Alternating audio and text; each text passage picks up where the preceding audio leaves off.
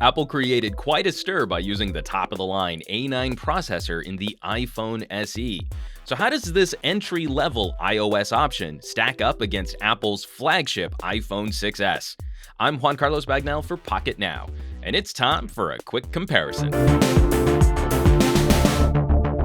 It's easiest to begin by showing off all the hardware that the SE adopted from the 6s. We've got the aforementioned A9 processor, 2GB of RAM, 16GB of base storage, nearly similar headphone audio playback, and the same 12-megapixel camera with UHD and slow-motion video recording capabilities. While the screen on the SE is obviously smaller and a lower resolution, it actually has the same pixel density as the larger 6s, which means text and fine photo detail at arm's length will be very similar.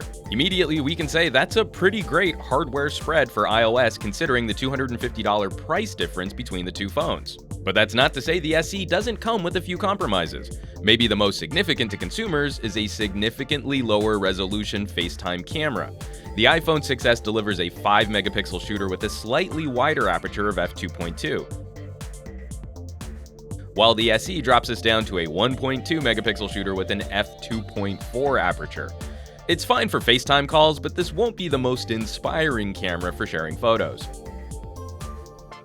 Getting some of the geeky stuff out of the way, the iPhone SE actually uses the same Wi-Fi antennas as the iPhone 6 and lacks the MIMO antennas found on the 6s.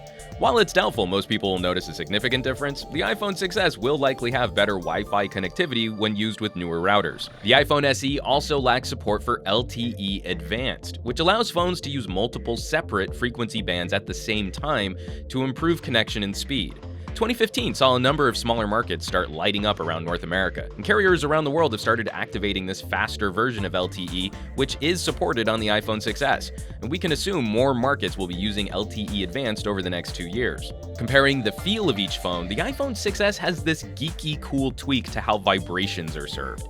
The iPhone SE lacks 3D touch, which is one of the main uses where you would notice the tiny pulses and pops that serve tactile information to your fingertips.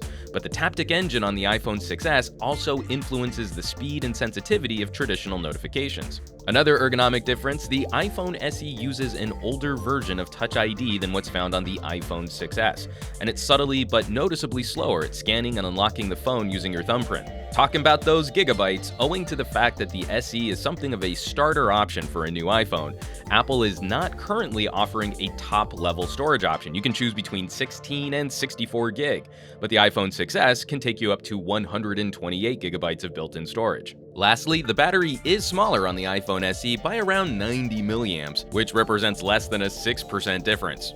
Given the smaller, lower resolution screen, our early testing is pointing to slightly better battery life on the SE than what you can get on the flagship 6s, which is a nice little perk. The iPhone SE makes a compelling argument for folks who want a premium, punchy performer in a small form factor, though there are a number of reasons why someone might want to step up to the more expensive iPhone 6s.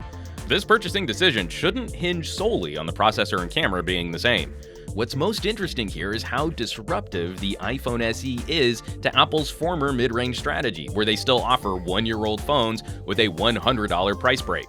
Most of what the iPhone 6 has to offer is either the same or better on the iPhone SE, and the SE is $150 less than the iPhone 6.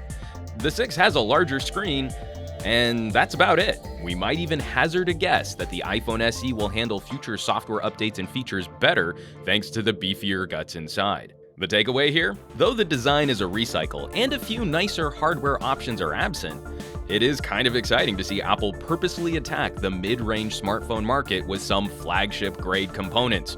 Forcing other manufacturers to step up their offerings is always good for competition.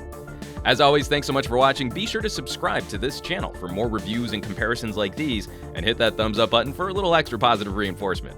For Pocketnow, I'm Juan Carlos Bagnell. You can chat me up on Twitter and Instagram as Some Gadget Guy, and I will catch you all on the next video.